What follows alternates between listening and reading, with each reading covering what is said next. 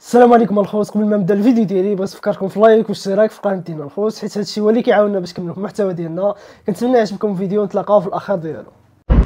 Les amis, صحة ودانكم. J'espère que هذا رمضان دخل عليكم بالخير ان شاء الله et que ça se passe bien pour vous. Malheureusement, c'est une mauvaise nouvelle hier. C'est officiel. حبسوا les visas Dubaï pour les filles et les garçons. Les célibataires كامل, les visas sont complètement interdits. À part si c'est une famille, et encore là c'est un peu délicat. Mais sinon حبسوا كلش. On ne sait pas l'air, on ne sait pas pourquoi ils ont changé. Mais pour l'instant c'est officiel. حبسوا كلش malheureusement, donc ce n'est pas la peine de faire vos démarches هاد اليامات.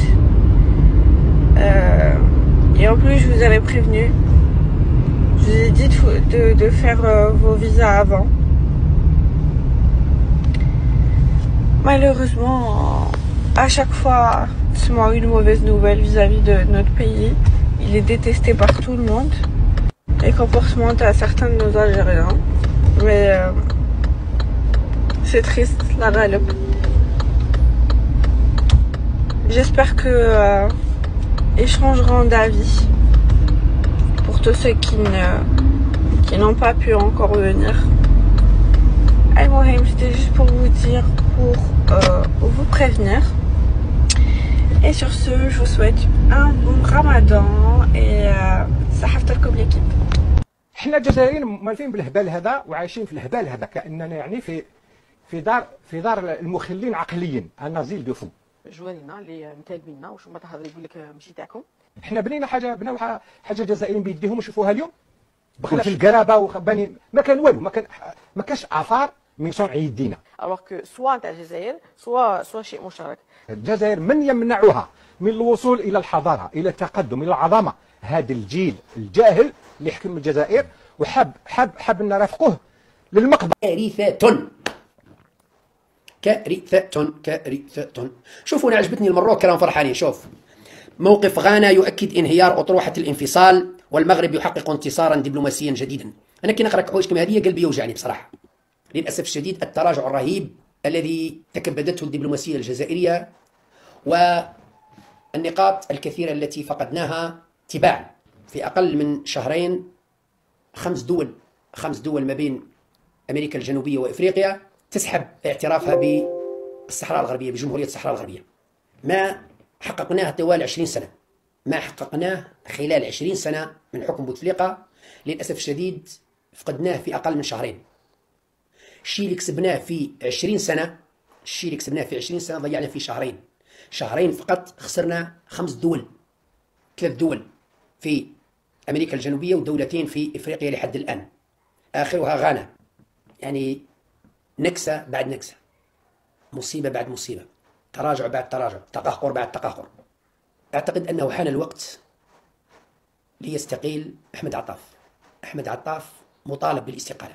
نصيحه لوجه الله، انا لست رئيس جمهوريه ولست رئيس حكومه او وزير اول ولست مسؤول على وزاره الخارجيه، ولكن نصيحه لوجه الله، احمد عطاف فشل. Le Royaume du Maroc utilise des influenceurs espagnols pour justifier l'occupation et la colonisation du Sahara occidental, mes amis. Alors même que les Marocains n'ont pas encore obtenu la reconstruction suite au tremblement de terre, le Royaume du Maroc dépense son argent dans des choses bien orientées. Alors la famille, cette vidéo est extraordinaire, on va l'analyser ensemble parce qu'elle est l'exemple parfait de ce qu'on appelle une propagande. Alors en préambule, je tiens quand même à dire quelque chose, je suis extrêmement étonné de voir des centaines de milliers de personnes, surtout des Algériens, suivre cet homme qui est un ancien membre du FN, qui est une personne qui a milité pendant des années dans les idéologies du FN, qui rappelons-le sont totalement anti-algériennes, qui est membre et qui a été membre et qui a soutenu un homme qui a été un tortionnaire en Algérie. Voir aujourd'hui autant de personnes d'origine algérienne suivre et soutenir cet homme, ça me débecte, mais ainsi soit-il, c'est parti. En effet, mes amis, un journaliste espagnol, Francisco Carrion, a bien réussi à démontrer que des influenceurs, une campagne très lourde de communication du Royaume du Maroc sont utilisés, notamment à Dakhla, que vous voyez ici, pour faire la promotion de la colonisation et de l'occupation du Sahara occidental. Alors on va juste reformuler ce que vient de dire notre ami, ancien ami de Jean-Marie Le Pen, le Maroc aurait donc déployé une grosse campagne de communication en embauchant notamment des influenceurs espagnols afin de faire la promotion du tourisme dans les provinces du sud du Maroc. Autrement dit, le Maroc est en train d'investir massivement afin de créer des milliers d'emplois dans ces provinces du sud à travers le tourisme. Et en fait, c'est très étonnant de voir le contraste, mes amis, entre les vidéos qui sont faites avec écrit « Ah, bah regardez, les plages sont magnifiques, venez visiter, c'est génial » et le fait que les journalistes sont totalement interdits de se rendre à Dakhla. Il n'a pas fallu attendre longtemps dans la vidéo pour tomber sur la première fake news. Donc première fake news, il serait interdit aux journalistes de venir dans les provinces du sud du Maroc. Eh bien voici un reportage de CNN à Dakhla. By building a new port that will drive trade across the continent.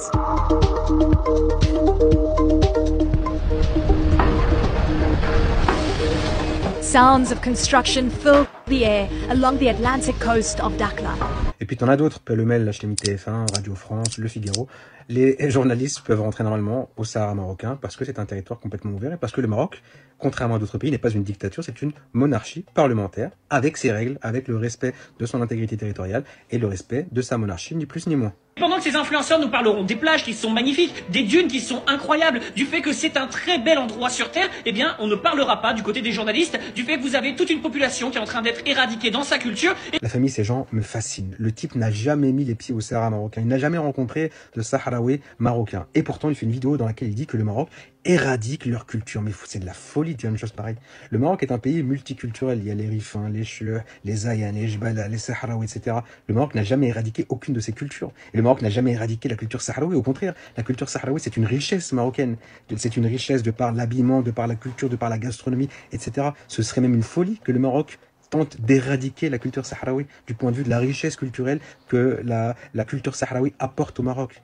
Et ce gars, il est dans son salon, il n'a jamais mis les pieds au Maroc, il n'a jamais mis les pieds au Sahara marocain, et il nous dit comme ça droit dans les yeux, une fake news totale en disant qu'ils sont en train d'éradiquer la culture sahraoui. C'est de la folie, les gars. Et quand on voit qu'il y a des Marocains qui n'ont toujours pas eu la reconstruction de leur maison suite au dernier tremblement de terre, mais qu'en même temps, grâce à leurs impôts, ils sont en train de financer des campagnes d'influence avec des touristes espagnols qui viennent tout frais payés dans un complexe touristique 4 étoiles quand même.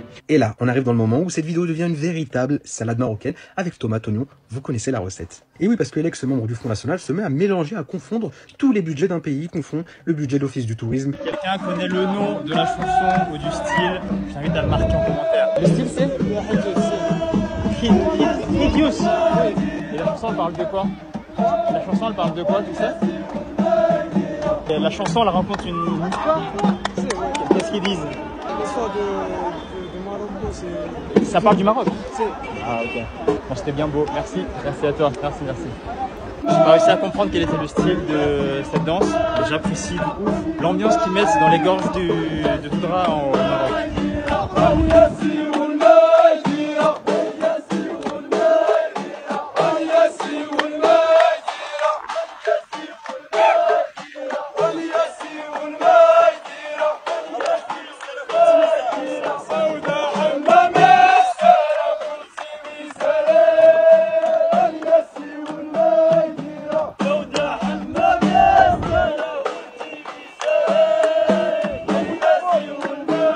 Incroyable mais vrai.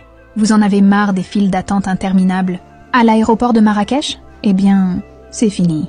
Après l'aéroport de Casablanca, c'est maintenant Marrakech-Ménara qui supprime les portiques et scanners à l'entrée. Résultat? Un passage express, plus de fluidité et une arrivée en mode VIP. Et ce n'est que le début. Le Maroc veut encore accélérer le mouvement.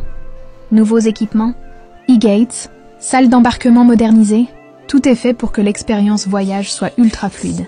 Mais attendez, ça veut dire quoi exactement? D'un côté, c'est une super nouvelle pour ceux qui voyagent souvent. Moins de stress, moins d'attente. De l'autre, certains pensent que ça pose un problème de sécurité. Et franchement, si même les aéroports marocains deviennent plus performants que ceux en Europe, la question c'est, pourquoi attendre la retraite pour venir s'installer ici? Dites-moi en commentaire. Vous trouvez ça génial ou risqué? Et vous? Qu'est-ce qui vous retient encore d'entreprendre et de vivre au Maroc? Le Maroc est en train de se moderniser et surpasser l'Europe dans tous les domaines. هذا فيديو واحد ما بين بزاف ديال الفيديوهات زوين في قناه دينا الخوص اللي كنتمنى يعجبكم. وشكرا بزاف على الدعم ديالكم. دخلوا القناه تشيكيو تبروا مختلف انواع ديال الفيديوهات حيث انه بفضل الله سبحانه وتعالى ثم فضلكم نتوما قدرنا نفوتوا 35,000 مشترك مع بعضنا نقدروا نوصلوا لديك 50,000 مشترك قبل ما يتقاضى هذا الشهر ان شاء الله. عندي الثقه في الله وفيكم وشكرا بزاف على الدعم ديالكم وكومنتات زوينه وان شاء الله نرجعوا التفاعل سم اللي كان. عندي الثقه